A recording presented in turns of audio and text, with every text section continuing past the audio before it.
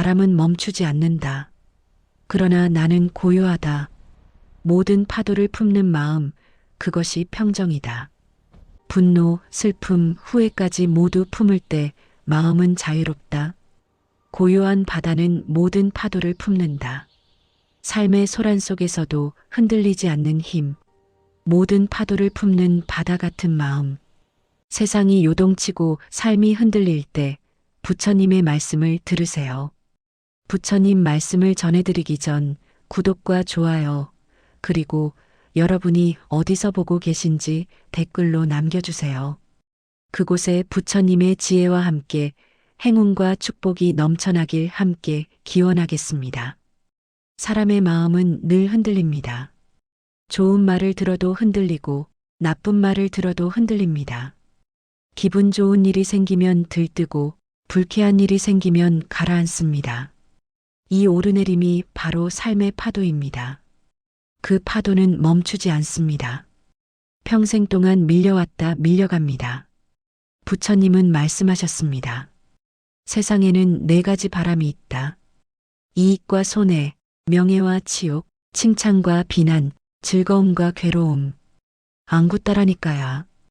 이 4가지 바람은 모든 사람을 흔듭니다. 어느 누구도 예외가 없습니다. 그 바람은 불자에게도 수행자에게도 세속의 사람에게도 붑니다. 하지만 차이는 있습니다.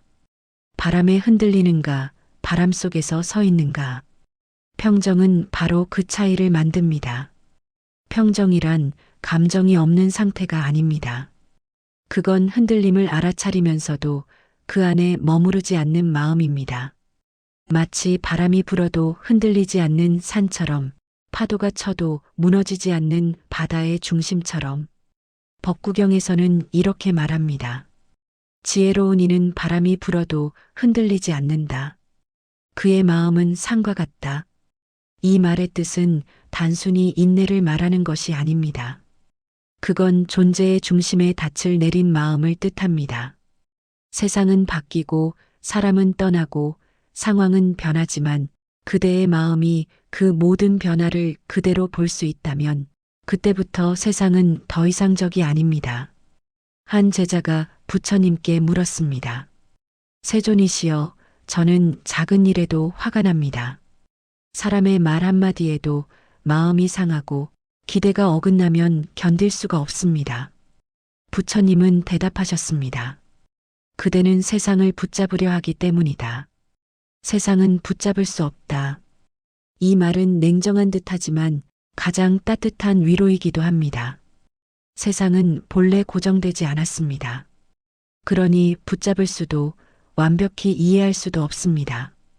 그 사실을 알면 마음은 저절로 내려놓습니다. 그 내려놓음이 곧 평정의 첫걸음입니다. 사람들은 흔히 말합니다. 평정하게 살고 싶다. 하지만 평정은 얻는 것이 아니라 깨닫는 것입니다. 그건 배우는 기술이 아니라 마음이 진리를 깨달았을 때 자연히 피어나는 상태입니다. 모든 것은 변한다. 그것을 아는 자는 평정하다. 법구경. 이 구절은 무상의 통찰을 말합니다. 모든 것이 변한다는 사실을 진심으로 이해하면 마음은 더 이상 흔들리지 않습니다. 왜냐하면 이미 그 변화의 법칙을 받아들였기 때문입니다. 받아들임이 바로 평정입니다. 평정한 마음이란 세상을 외면한 마음이 아닙니다. 오히려 세상을 가장 깊이 이해한 마음입니다. 기쁨 속에서도 이 기쁨이 오래 머물지 않음을 알고 슬픔 속에서도 이 슬픔 또한 사라질 것을 압니다. 그래서 평정한 자는 웃음 속에서도 방심하지 않고 눈물 속에서도 절망하지 않습니다. 그 마음이 바로 중도의 길입니다. 한 노승이 제자에게 말했습니다. 그대는 왜 괴로운가? 제자가 답했습니다. 삶이 내 뜻대로 되지 않기 때문입니다. 노승이 미소 지었습니다. 삶이 내 뜻대로 된다면 그건 이미 삶이 아니지. 이 대화는 부처님 가르침의 핵심을 드러냅니다. 삶이란 변하고 흐르는 것이며 내 뜻대로 되지 않는 게 바로 그것의 진리입니다. 그 진리를 인정할 때 비로소 마음은 평정으로 향합니다. 유마경에는 이렇게 설합니다. 평정한 마음은 모든 것 속에 머무르되 그 어느 것도 붙잡지 않는다. 평정은 무감정이 아니라 깊은 이해의 상태입니다. 좋은 일에도 휘둘리지 않고 나쁜 일에도 무너지지 않습니다. 왜냐하면 그대는 이제 알고 있습니다. 세상은 잠시 머무는 인연의 장에 불과하다는 것을. 명상 중 이런 연습을 해보세요. 기분이 흔들릴 때 지금 마음이 움직이는구나 하고 속삭이세요. 그 한 문장만으로도 그대는 마음의 중심으로 한 걸음 들어가게 됩니다.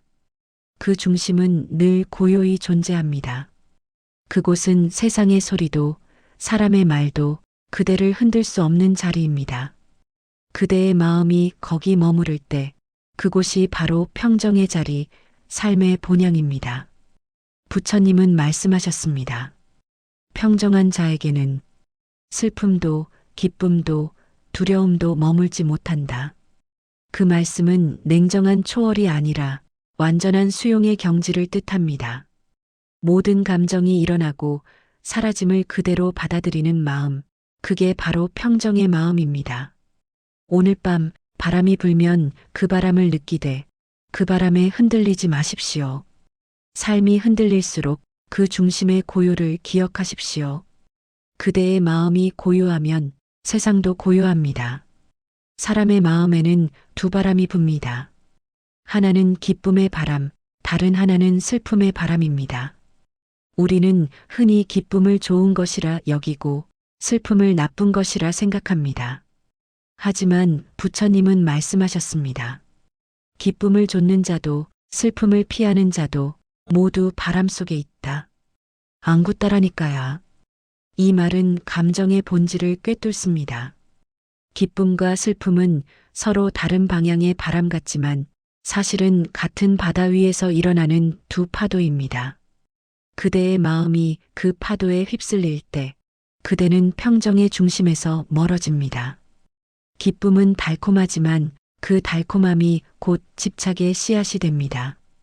기쁜 순간을 붙잡고 싶고 그 기분이 오래가길 바랍니다. 그러나 모든 것은 변합니다. 기쁨이 사라질 때 그 자리에 슬픔이 들어섭니다. 기쁨은 슬픔의 어머니요, 슬픔은 기쁨의 그림자다. 법구경. 이 말은 감정의 순환을 말합니다. 좋음과 나쁨이 따로 있는 것이 아니라 좋음이 깊어질수록 나쁨의 가능성도 함께 자라납니다. 이 진리를 모르면 우리는 늘 감정의 파도에 휘둘리며 살게 됩니다. 한 제자가 부처님께 여쭈었습니다. 세존이시여, 저는 기쁨을 원하고 슬픔을 피하고자 합니다. 그 둘을 모두 버리려면 어떻게 해야 합니까? 부처님은 대답하셨습니다. 기쁨을 버리려 하지 말고 기쁨을 있는 그대로 보라. 슬픔을 없애려 하지 말고 슬픔을 있는 그대로 보라. 이 말은 단순한 듯하지만 가장 위대한 수행의 가르침입니다. 감정을 없애려는 순간 그 감정은 오히려 더 커집니다. 그러나 그 감정을 바라보는 순간 그 감정은 힘을 잃습니다. 이것이 평정의 지혜, 그리고 알아차림의 힘입니다.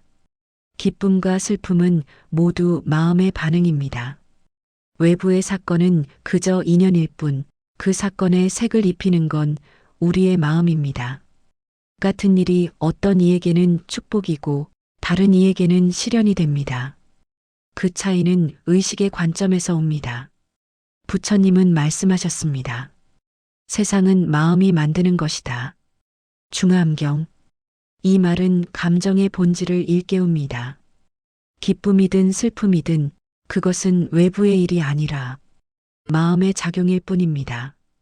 그 마음을 바로 볼 때 감정은 더 이상 그대를 다치게 하지 못합니다. 한 노승이 제자에게 물었습니다.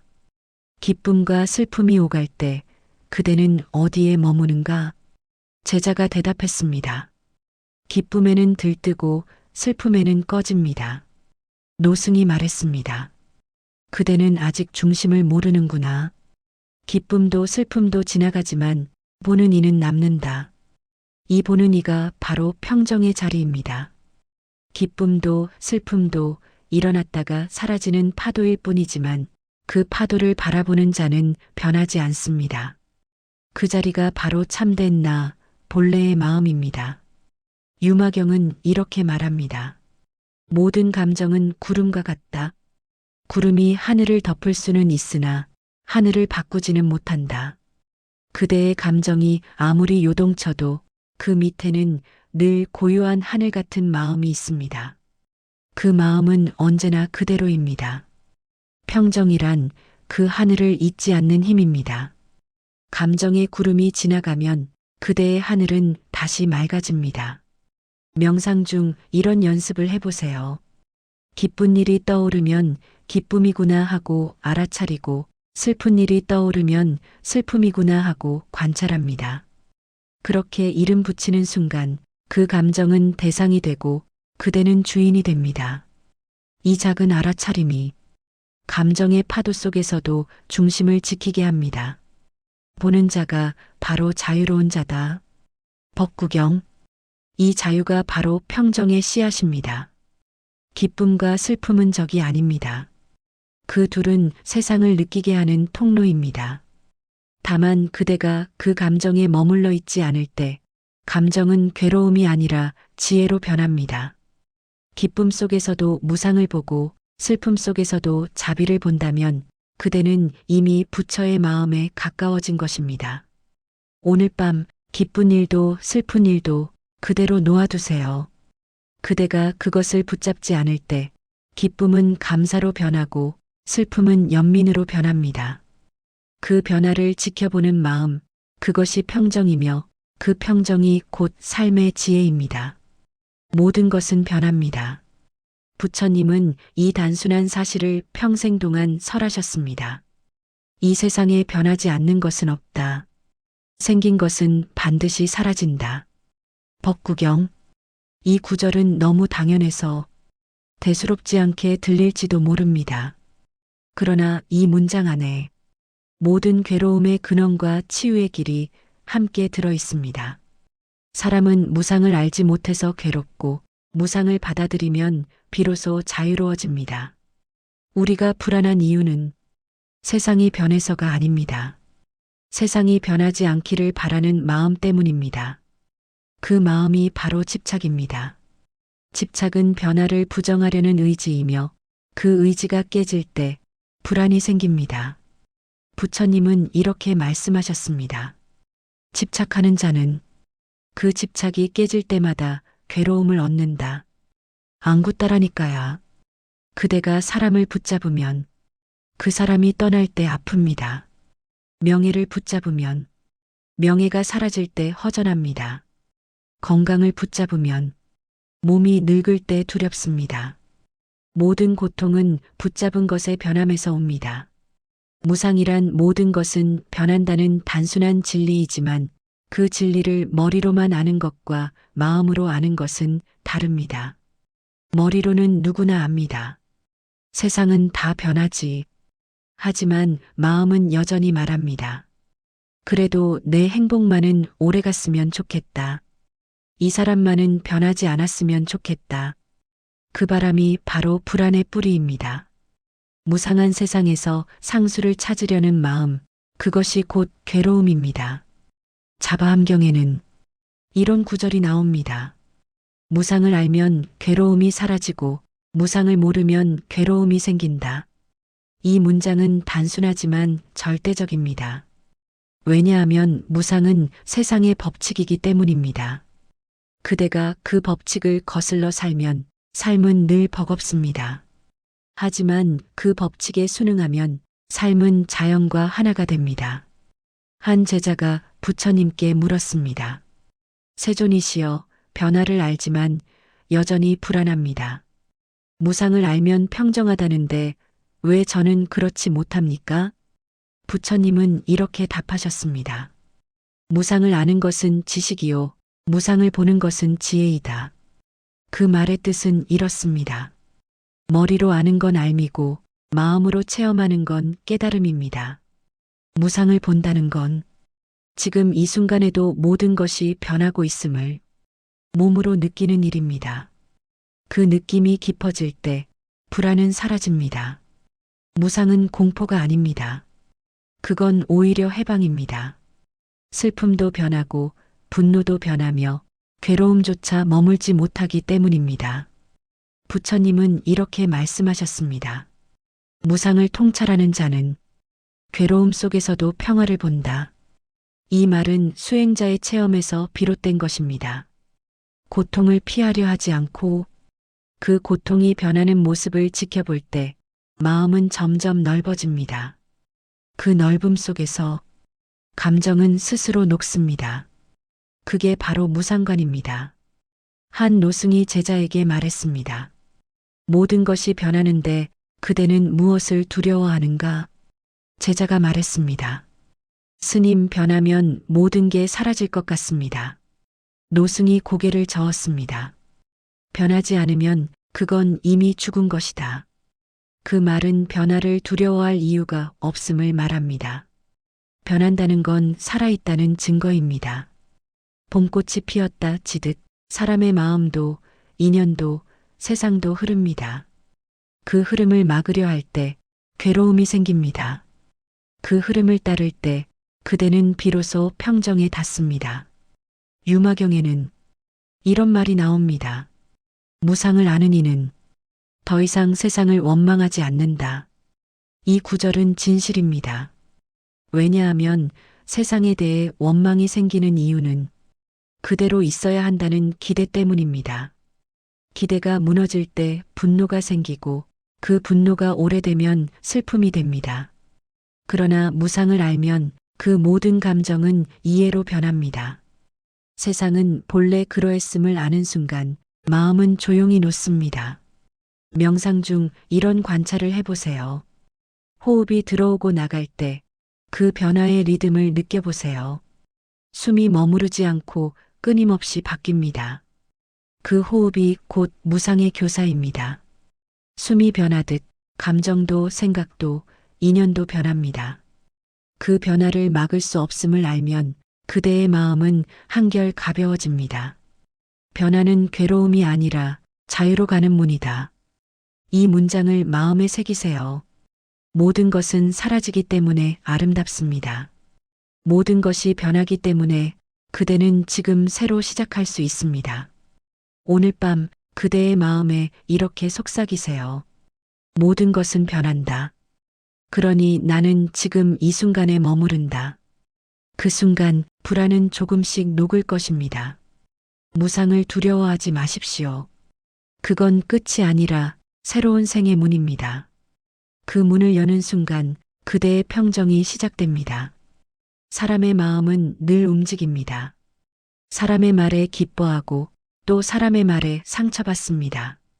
뜻대로 되면 행복하고 뜻대로 되지 않으면 분노합니다. 이 흔들림이 바로 인간의 마음입니다.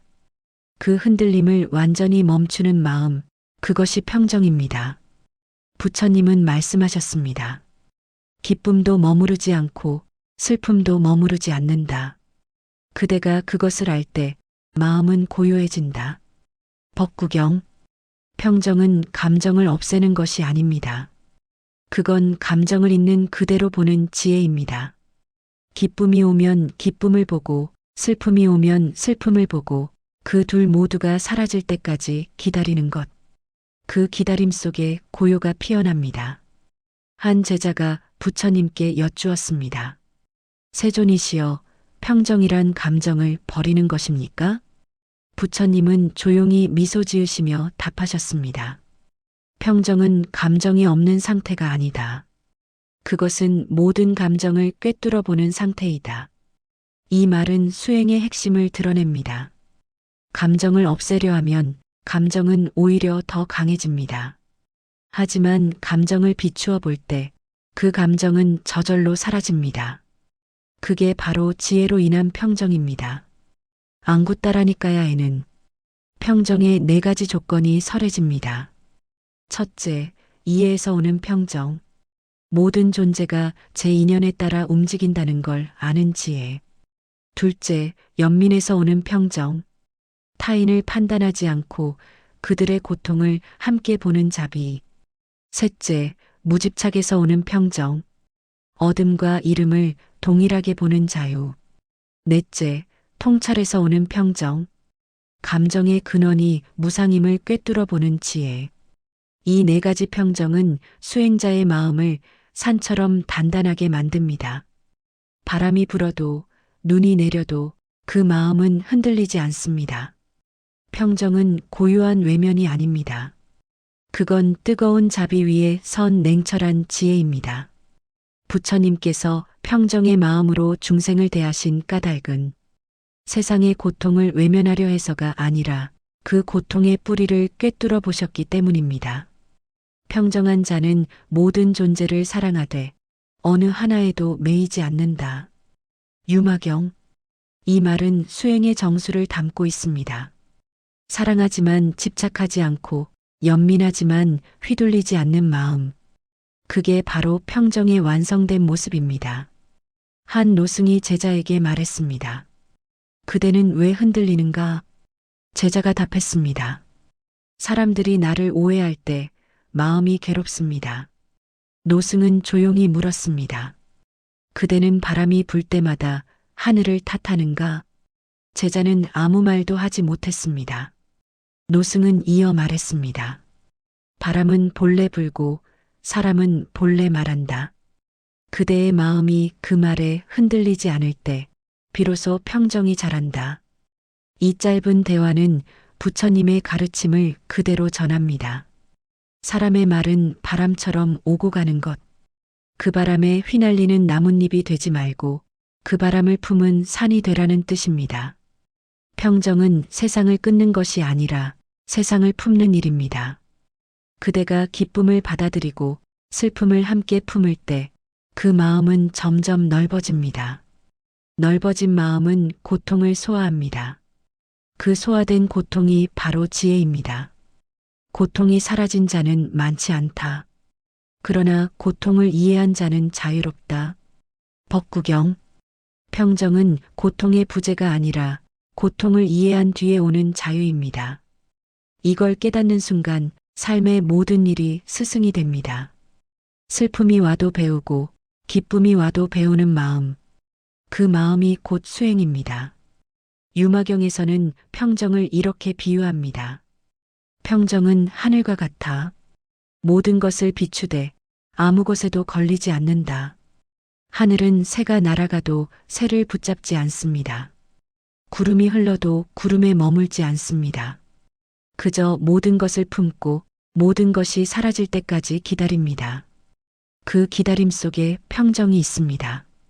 그 하늘 같은 마음이 바로 부처님이 말씀하신 중심의 마음입니다. 명상 중 이런 연습을 해보세요. 감정이 일어나면 이것이 내 안의 파도구나 하고 알아차리세요. 그 파도를 밀어내지 말고 그냥 지켜보세요. 그 파도는 결국 잦아듭니다.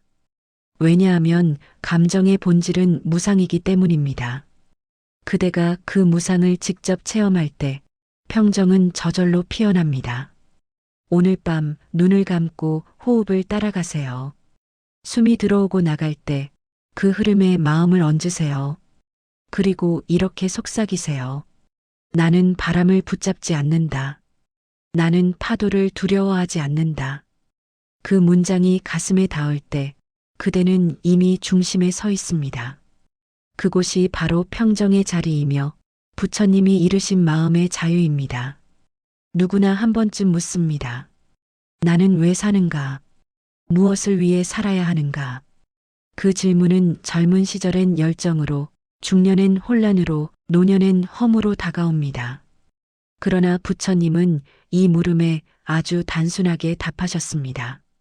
사는 이유를 찾지 말라. 사는 순간에 머물라.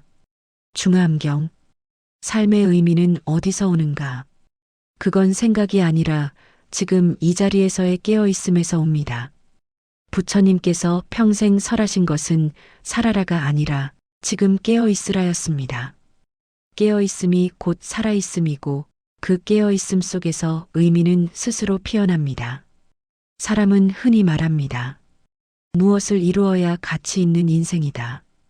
남보다 나아져야 의미 있는 삶이다. 하지만 그 말은 세상의 기준이지 마음의 진리가 아닙니다. 부처님은 이렇게 말씀하셨습니다. 의미는 행위에 있지 않고 그 행위를 아는 마음에 있다. 같은 일을 해도 한 사람은 괴로움 속에서 하고 다른 사람은 평정 속에서 합니다. 일은 같지만 그 삶의 질은 다릅니다. 왜냐하면 그는 지금 여기에 있기 때문입니다. 지금 이 순간에 존재하는 마음, 그게 바로 의미입니다. 유마경에는 한 제자가 묻습니다. 세존이시여, 세상은 허무하지 않습니까? 부처님은 대답하셨습니다. 허물을 보는 자는 아직 어둠 속에 있다. 그러나 허물을 밝히는 자는 이미 빛 속에 있다. 이 말은 삶의 의미를 보는 두 가지 눈을 설명합니다. 무상을 보면 허무가 보입니다.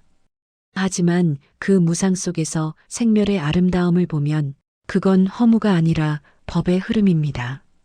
삶이 끊임없이 변하기에 그대는 오늘도 새로운 길을 걸을 수 있습니다. 무상이 곧 삶의 가능성입니다.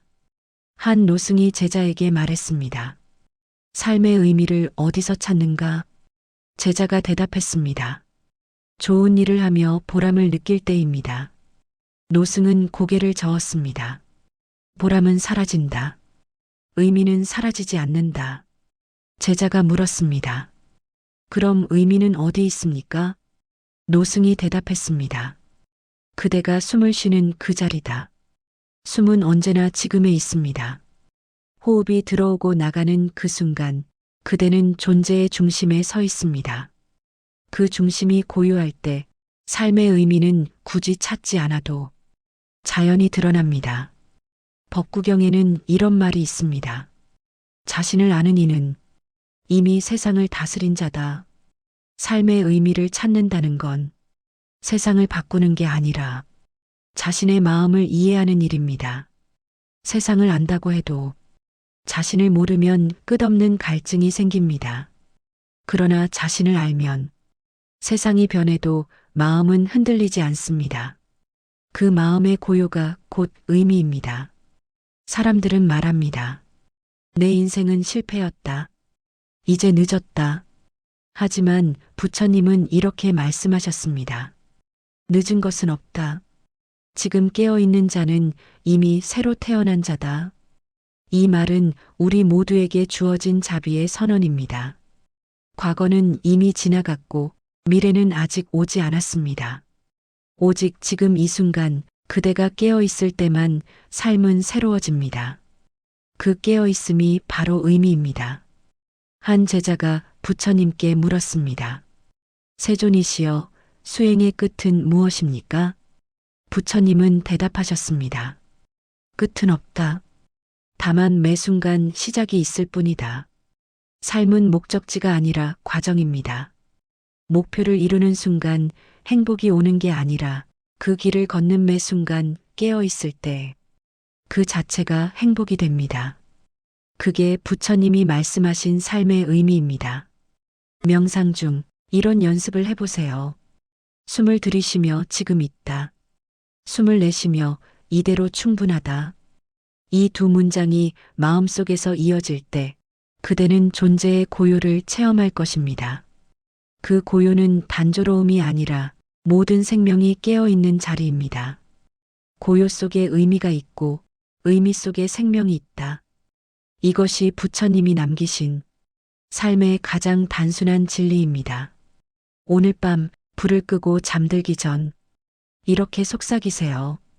나는 지금 숨 쉬고 있다. 이 숨이 바로 삶이다. 그 깨달음 하나면 충분합니다. 삶의 의미는 머리로 찾는 게 아니라 이 한순간의 존재 속에서 드러납니다. 그대가 지금 깨어 있다면 그대의 인생은 이미 완전합니다. 연꽃은 진흙 속에서 핍니다. 진흙은 더럽지만 그 더러움이 없으면 연꽃도 없습니다. 그래서 부처님은 연꽃을 깨달음의 상징으로 삼으셨습니다. 세상의 더러움 속에서도 물들지 않고 그 속에서 오히려 향기를 피워내는 존재. 그게 바로 평정으로 사는 사람의 모습입니다. 연꽃은 물에 젖지 않는다. 지혜로운 이는 세상에 젖지 않는다. 법구경. 평정한 사람은 세상 속에 살되 세상에 매이지 않습니다. 누군가의 칭찬이 와도 들뜨지 않고 비난이 와도 흔들리지 않습니다. 이익이 와도 교만하지 않고 손해가 와도 원망하지 않습니다. 그 마음은 바람 속의 연꽃처럼 가볍지만 단단합니다. 한 제자가 부처님께 물었습니다. 세존이시여, 세상은 끊임없이 요동칩니다. 그 속에서 마음을 어떻게 지켜야 합니까? 부처님은 조용히 말씀하셨습니다. 그대는 바람을 멈추려 하지 말라. 다만 나무처럼 서 있으라. 이 짧은 말 안에 평정의 수행이 있습니다. 바람을 막으려 하지 말고 그 바람 속에서도 중심을 잃지 않는 것. 세상은 늘 변하고 흔들리지만 그대의 마음이 그 사실을 알고 있으면 그 흔들림조차 괜찮아집니다. 유마경에서는 평정으로 사는 사람을 이렇게 묘사합니다. 그는 세상 속에서 행하되 세상에 물들지 않는다. 그는 모든 이와 함께하되 누구에게도 집착하지 않는다. 이 말은 수행자의 이상을 말합니다. 평정은 산속의 고요가 아니라 세상 한복판에서 피어나는 고요입니다. 평정으로 사는 사람은 도망치지 않습니다. 삶의 소란 속에서 중심을 지킵니다. 그 중심이 곧 자비요, 지혜입니다. 한 노승이 제자에게 말했습니다. 그대는 사람들 사이에서 고요할 수 있는가? 제자가 대답했습니다. 조용한 곳에서는 가능합니다. 노승은 고개를 저었습니다. 그건 쉬운 일이다. 시끄러운 곳에서 고요할 수 있을 때 그대의 평정은 참이 된다. 이 말은 평정의 본질을 찌릅니다. 고요함은 장소가 아니라 상태입니다. 소음이 끊긴 곳에만 고요가 있다면 그건 단지 정적일 뿐 지혜가 아닙니다. 진짜 평정은 소음 속에서도 그 소리를 있는 그대로 들을 수 있는 마음입니다. 그 마음이 고요한 사람은 세상 어디에서도 평화를 잃지 않습니다. 부처님은 제자들에게 이렇게 말씀하셨습니다. 비록 세상 한가운데 있어도 마음이 고요한 이는 이미 숲에 있다. 이 말씀은 수행의 방향을 바꿉니다. 평정은 현실 도피가 아닙니다. 그건 현실 속에서 깨어있는 삶입니다. 집안의 일, 사람의 관계, 세상의 복잡함, 그 속에서도 마음이 산처럼 있으면 그대는 이미 수행자입니다.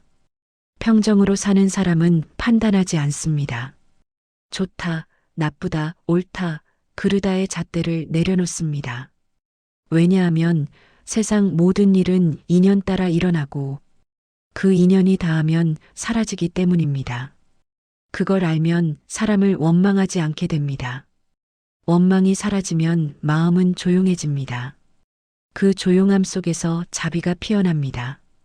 평정은 자비의 어머니요, 자비는 평정의 열매다. 평정이 없으면 자비는 감정이 되고 자비가 없으면 평정은 냉정이 됩니다. 둘은 하나로 이어져 있습니다. 그래서 부처님은 늘 평정 속의 연민을 강조하셨습니다. 앙구따라니까야에 따르면 부처님은 평정으로 사는 삶을 이렇게 요약하셨습니다. 눈으로 보되 탐하지 말고 귀로 듣되 미워하지 말며 마음으로 느끼되 집착하지 말라. 그러면 그대는 세상에 있으나 세상에 있지 않다. 이 가르침은 현실 수행의 핵심입니다. 감각을 억누르지 않고 감정이 지나가게 두는 삶. 그게 바로 연꽃의 삶입니다. 물 위에 있지만 물에 젖지 않고 세상 속에 있지만 세상에 휘말리지 않는 삶. 그 평정이야말로 가장 실천적인 지혜입니다. 명상 중 그대의 마음을 연꽃이라 상상해 보세요. 감정의 진흙이 올라오더라도 그 마음의 꽃잎은 더러움에 젖지 않습니다. 그저 피어 있을 뿐입니다. 그게 바로 평정의 실천입니다. 바람이 불어도 연꽃은 물결 위에 그대로 있다. 이 문장을 기억하세요. 삶의 소용돌이 속에서도 그대의 마음이 중심에 서 있을 때 그곳이 바로 부처님이 말씀하신 진정한 고요의 자리입니다. 오늘 하루가 어땠든 기쁜 일이든 서운한 일이든 그 모든 것은 한순간의 바람입니다. 그 바람이 지나간 뒤에도 그대의 마음이 고요히 남아있다면 그대는 이미 평정으로 사는 사람입니다. 바람 속의 연꽃처럼 흔들리되 꺾이지 않고 젖대 물들지 않는 사람. 그 마음이 바로 수행의 완성입니다. 세상에는 수많은 파도가 있습니다. 기쁨의 파도, 슬픔의 파도, 분노의 파도, 두려움의 파도. 그 파도들은 쉴 틈 없이 밀려오고 밀려갑니다. 사람들은 그 파도를 멈추려 애쓰지만 파도는 멈추지 않습니다. 파도를 없애려 하면 더 커지고 피하려 하면 더 집요하게 따라옵니다. 부처님은 이 진리를 아주 단순하게 설하셨습니다. 파도를 없애려 하지 말라. 파도가 일어남을 보라. 법구경. 이 한 문장은 수행의 완성입니다. 삶의 파도는 사라지지 않습니다. 하지만 그 파도를 품는 마음이 넓어질 수는 있습니다. 그 마음이 넓어질수록 파도는 여전히 치지만 더 이상 그대를 삼키지 못합니다. 한 제자가 부처님께 여쭈었습니다. 세존이시여, 왜 제 마음은 늘 요동칩니까? 부처님은 조용히 말씀하셨습니다. 그대는 파도가 바다의 일부임을 알지 못하기 때문이다. 이 말의 뜻은 이렇습니다. 파도는 바다와 다르지 않습니다. 그대의 분노, 슬픔, 욕망, 두려움도 모두 마음의 일부일 뿐입니다. 그것을 밀어내려 할 때 마음은 찢어집니다. 하지만 그것을 품을 때 마음은 바다처럼 넓어집니다. 그 수용이 곧 해탈입니다. 유마경에서는 부처님의 가르침을 이렇게 전합니다. 고요는 모든 소리를 품는다. 그 품음이 곧 열반이다. 고요는 침묵이 아닙니다. 그건 모든 소리를 함께 들을 수 있는 마음의 힘입니다. 마음이 평정하다는 것은 감정이 없는 상태가 아니라 모든 감정을 있는 그대로 받아들이는 용기입니다. 그 받아들임의 순간 고통은 더 이상 적이 아니라 지혜의 문이 됩니다. 한 노승이 임종을 앞두고 제자에게 말했습니다. 삶이란 바다와 같아 파도는 늘 일어나지만 그 바다는 언제나 고요하다. 제자가 물었습니다. 스님, 그 고요는 어디에 있습니까? 노승은 미소 지었습니다. 그대가 지금 숨쉬는 그곳이다. 그 말은 생과 사를 모두 품은 수행자의 고백이었습니다. 삶의 파도를 거부하지 않고 그 파도 위에서 스스로 바다가 된 자. 그가 바로 평정의 사람입니다. 부처님은 제자들에게 말씀하셨습니다.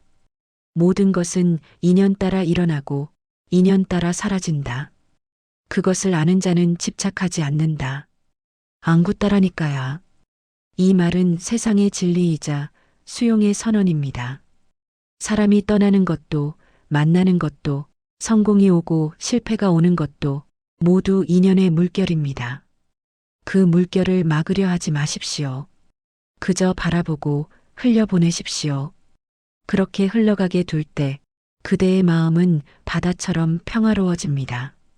법구경에는 또 이런 말이 있습니다. 바람이 불어도 산은 흔들리지 않는다. 그와 같이 지혜로운 이는 세상의 칭찬과 비난에도 흔들리지 않는다. 이 구절은 평정의 궁극을 보여줍니다. 세상의 소리가 요란해도 그 마음의 산은 미동도 하지 않습니다. 왜냐하면 그 마음은 이미 모든 소리를 품었기 때문입니다. 그게 바로 완전한 수용의 상태입니다.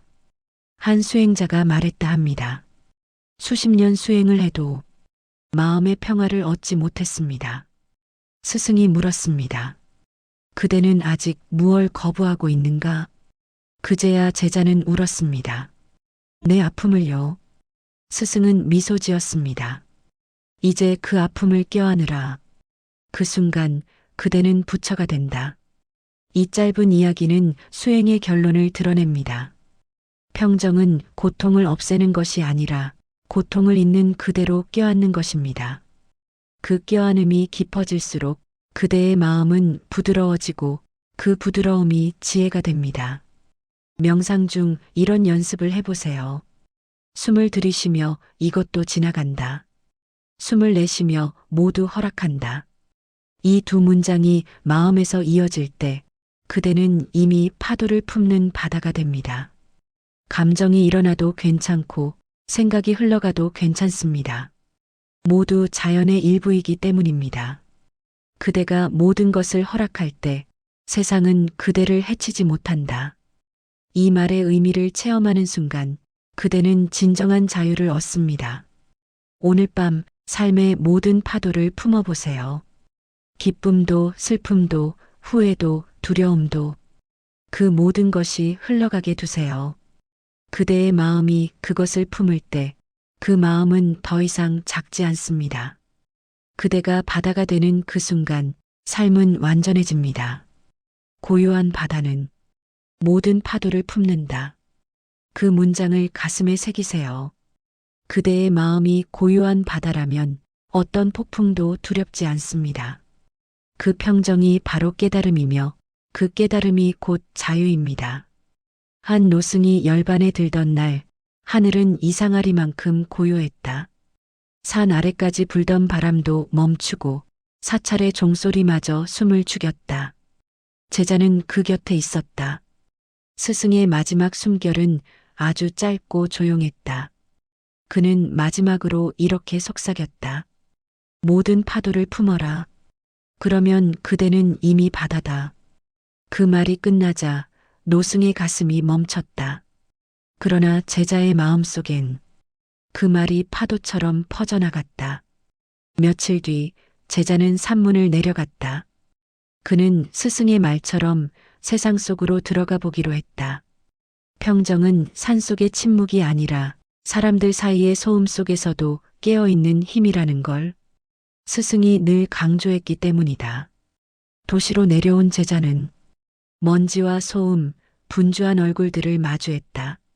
사람들은 다투고 걱정하고 웃고 금세 잊고 또 금세 상처받았다.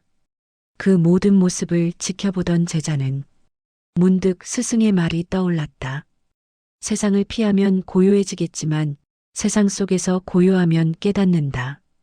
그날부터 그는 매일 아침 시장 한켠에 앉아 눈을 감고 호흡했다. 사람들이 오가고 말소리와 물건 부딪히는 소리가 쉴 새 없이 들려왔다. 그러나 그는 그 소리들을 막지 않았다. 그저 들렸다가 사라지는 대로 두었다. 그 순간 마음 한켠에서 미세한 고요가 일었다. 그 고요는 처음엔 작았지만 점점 커져갔다. 어느 날 한 상인이 그에게 물었다. 스님, 왜 여기 앉아 계십니까? 제자는 미소 지었다. 파도를 보고 있습니다. 상인이 고개를 갸웃했다. 바다는 여기 없는데요? 제자가 대답했다.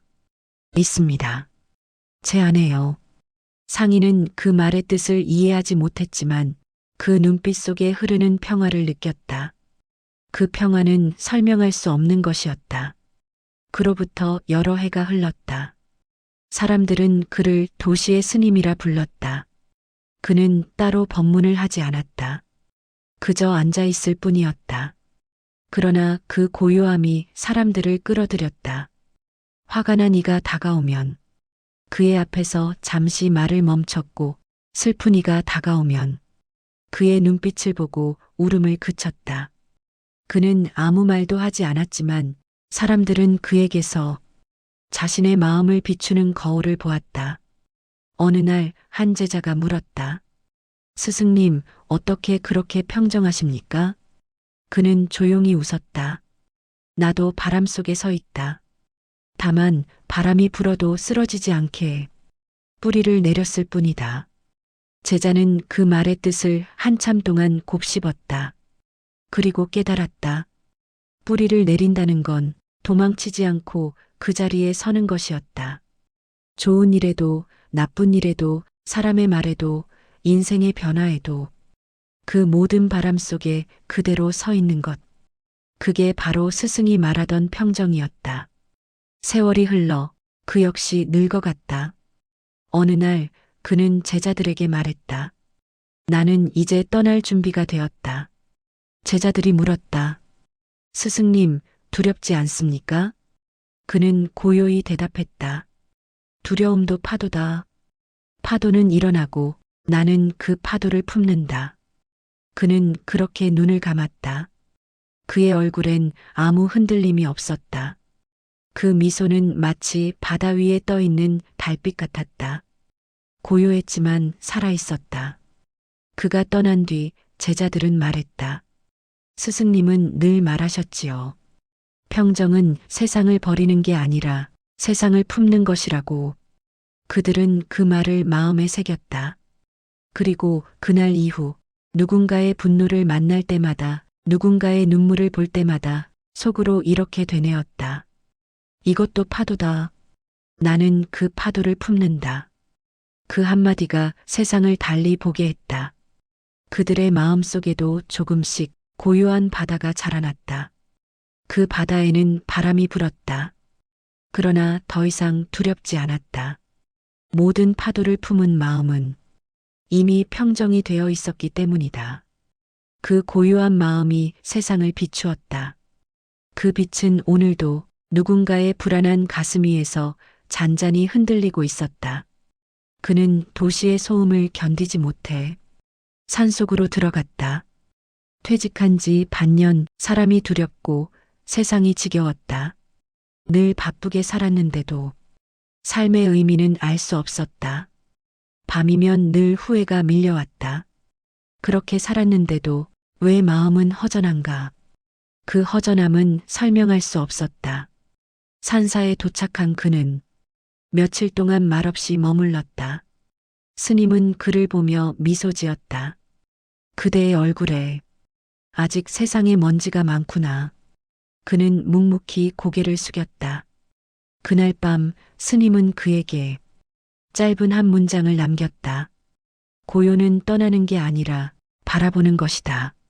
그 말의 뜻을 그때는 몰랐다. 그는 그저 조용한 곳에 머물면 고요해지는 줄 알았다. 며칠 뒤 스님은 그를 법당으로 불렀다. 자네는 왜 여기 왔는가? 평화를 찾으려 왔습니다. 그럼 자네는 평화가 산속에 있다고 믿는가? 그는 대답하지 못했다. 스님은 미소 지었다. 고요는 장소가 아니다. 그것은 마음의 습관이다. 그 한마디가 그의 가슴에 깊이 박혔다. 그날 밤 그는 처음으로 자신의 마음을 가만히 들여다보았다. 후회, 분노, 외로움, 두려움이 조용히 떠올랐다. 그는 그것들을 밀어내지 않았다. 그저 바라보았다. 파도가 일어났다가 가라앉듯 감정이 일어나고 사라지는 걸 가만히 지켜보았다. 그 순간 이상하게도 마음 한구석이 넓어졌다. 그는 산에서 3개월을 보냈다. 처음엔 세상이 두려워 피했지만 이제는 세상 속으로 돌아가야 한다는 생각이 들었다. 스님은 그에게 말했다. 이제 가서 살아라. 고요를 지키는 것이 아니라 고요로 살아라. 그는 그 말을 품고 산을 내려왔다. 도시의 소음이 다시 귀를 때렸지만 이상하게도 그 소리가 다르게 들렸다.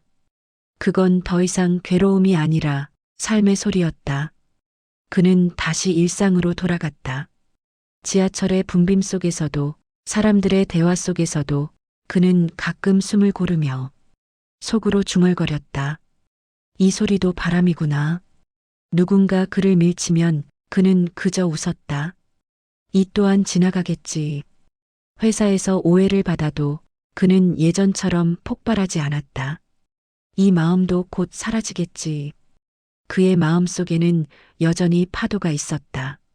하지만 이제 그는 그 파도에 휩쓸리지 않았다. 그 파도는 단지 삶의 일부였다. 하루는 친구가 물었다. 요즘 자네는 왜 그렇게 조용해졌나? 예전엔 늘 불평하더니 그는 미소 지었다. 불평이 사라진 게 아니야. 그냥 불평을 바라보는 눈이 생겼을 뿐이지. 친구는 웃었지만 그의 말이 오래 마음에 남았다. 어느 날 퇴근길, 지하철 유리창에 비친 자신의 얼굴을 보았다. 그 얼굴은 여전히 늙었고 삶은 여전히 바빴다. 그러나 그 눈빛만큼은 달라져 있었다. 예전엔 허전함이 가득했지만 이제는 잔잔한 빛이 있었다. 그는 그 빛을 바라보며 조용히 속삭였다. 고요는 떠나지 않는다. 다만 내가 외면했을 뿐이다. 그 순간 그는 알았다. 평정이란 세상을 떠나는 것이 아니라 세상을 품는 일임을. 기쁨도 분노도 삶의 바람 하나까지도. 그는 지하철의 소음 속에서 조용히 눈을 감았다. 그 소리들은 여전히 요란했지만 그 마음은 고요했다. 그 고요가 바로 평정이었고 그 평정이 그의 삶의 의미였다.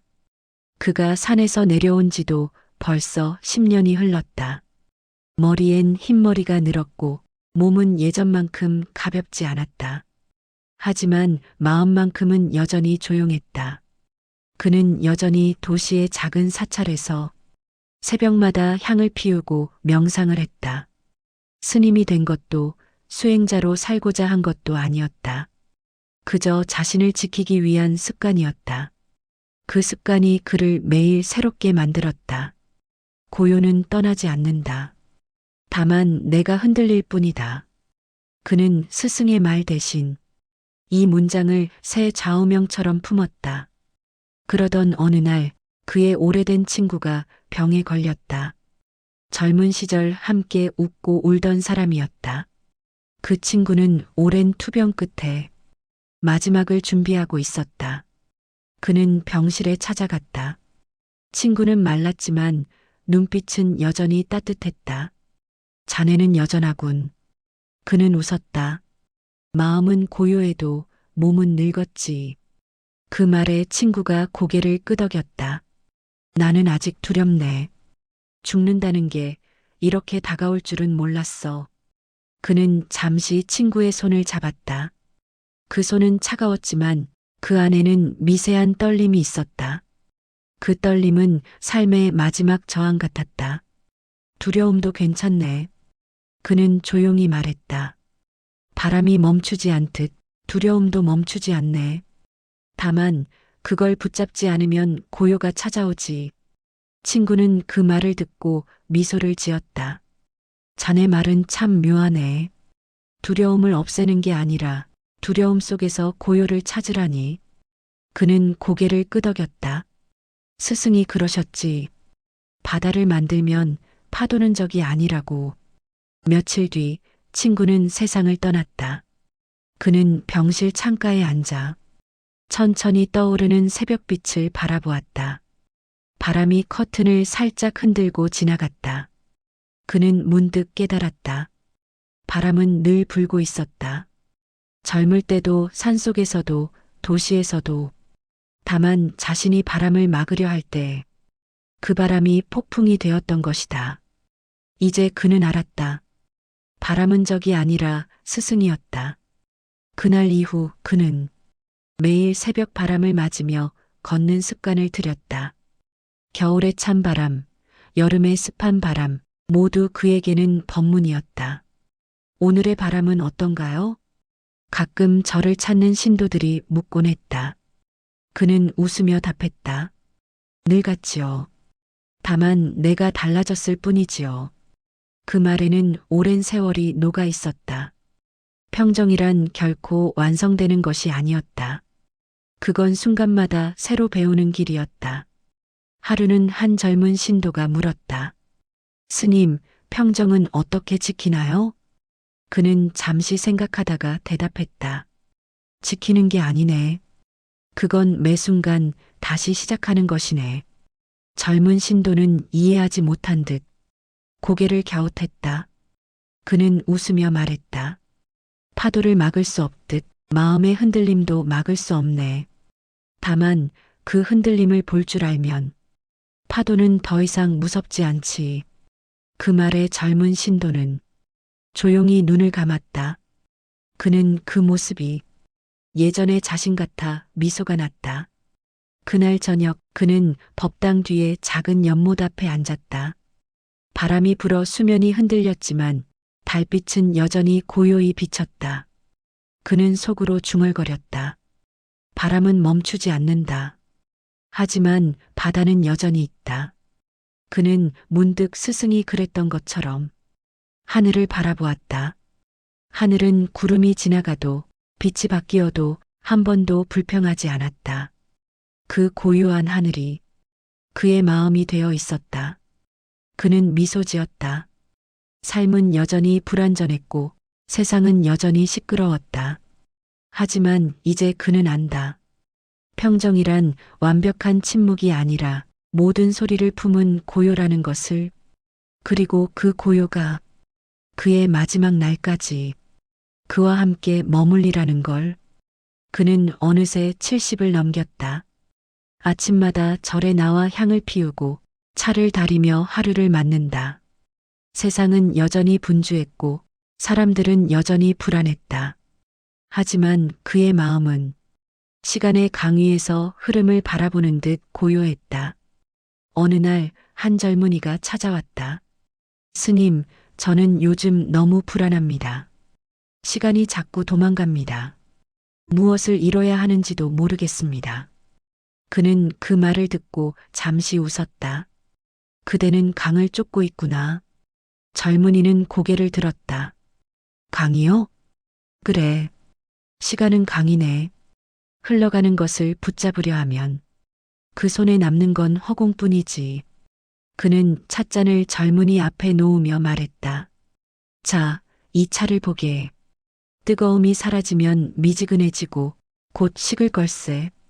그렇다고 이 차가 사라지는가? 젊은이는 고개를 저었다. 아니요. 온도만 달라질 뿐입니다. 그는 미소 지었다. 시간도 그렇네. 우리 인생이 사라지는 게 아니라 온도가 변할 뿐이지. 그는 한동안 말이 없었다. 젊은이는 그 침묵이 낯설었다. 그 침묵 속에서 바람이 스쳐 지나가는 소리가 들렸다. 스님, 시간이 흐른다는 건 슬퍼요. 그가 말했다. 그래, 나도 그랬네. 하지만 강물이 바다로 가는 걸 누가 슬퍼하겠는가? 젊은이의 눈에 눈물이 맺혔다. 그는 조용히 덧붙였다. 시간은 흘러가지만 그 강 위에 떠 있는 햇살은 늘 그 자리에 있지. 그대의 마음이 그 햇살이면 시간은 그대를 데려가지 못하네. 밤이 되었다. 그는 법당에 홀로 앉아 있었다. 등불 아래에서 손을 합장했다. 그 손마디마다 세월의 흔적이 깊었다. 하지만 그 손끝에서 피어오르는 향은 아직 따뜻했다. 그는 속삭였다. 시간은 스승이다. 그대는 흘러가지만 그대의 깨달음은 남는다. 그 말과 함께 그는 알았다. 시간은 적이 아니라 친구였다. 그 흐름을 거스르지 않고 함께 걸을 때 그 길이 곧 수행이었다. 그는 미소 지었다. 바람이 다시 불었다. 그는 마음속으로 중얼거렸다. 나는 여전히 강 위에 서 있다. 다만 이제는 흘러가도 괜찮다. 그날은 유난히 조용한 새벽이었다. 법당의 문이 열리고 그는 천천히 들어섰다. 몸은 쇠약했지만 눈빛은 여전히 맑았다. 그는 향을 피우고 오래도록 합장했다. 그의 마음속에는 긴 생이 한 장의 그림처럼 펼쳐져 있었다. 젊은 날의 분노, 사랑, 상실, 기쁨, 그리고 고요. 모든 순간이 한 호흡처럼 지나갔다. 모든 것은 변한다. 그러나 사랑은 사라지지 않는다. 그는 부처님 앞에서 그렇게 속삭였다. 이제 깨달음이란 먼 산의 일이 아니었다. 그건 매 순간 사람들을 사랑하고 용서하고 기다리는 마음이었다. 해가 떠오를 무렵 한 제자가 문을 열었다. 그는 이미 조용히 앉은 채로 눈을 감고 있었다. 얼굴에는 미소가 떠 있었다. 그 미소는 어떤 가르침보다도 깊었다. 제자는 울지 않았다. 그는 스승의 마지막 표정을 보고 알았다. 아, 스승님은 드디어 빛이 되셨구나. 그날 저녁 절 마당에는 수많은 연등이 켜졌다. 사람들은 그 빛 아래에서 그의 이름을 부르지 않았다. 그의 이름은 이미 사라졌기 때문이다. 남은 건 오직 고요와 향기뿐이었다. 밤이 깊어갈수록 등불은 바람에 흔들렸지만 꺼지지 않았다. 마치 그가 남긴 말 같았다. 흔들려도 괜찮다. 꺼지지만 않는다면 그대는 이미 한 송이 빛이다. 사람들은 그날 이후 그의 이름을 부르지 않고 그의 마음을 기억했다. 누군가의 아픔을 품어주는 순간, 누군가의 분노를 조용히 듣는 순간, 그들의 안에서도 작은 등불이 켜졌다. 그 빛이 바로 스승이었다. 그 스승은 더 이상 사람이 아니라 모든 이의 마음속에 머무는 고요였다. 세월이 흘러 절에는 새 스님이 들어왔다. 그는 밤마다 법당의 작은 등불 앞에서 기도를 드렸다. 그 등불이 흔들릴 때마다 그는 속삭였다. 당신이 남긴 평정이 내 마음의 길이 되었습니다. 그때 바람이 조용히 스쳐 지나갔다. 향이 피어올랐다. 누구도 없었지만 그는 분명히 느꼈다. 그 고요 속에서 스승의 미소가 다시 피어났다는 것을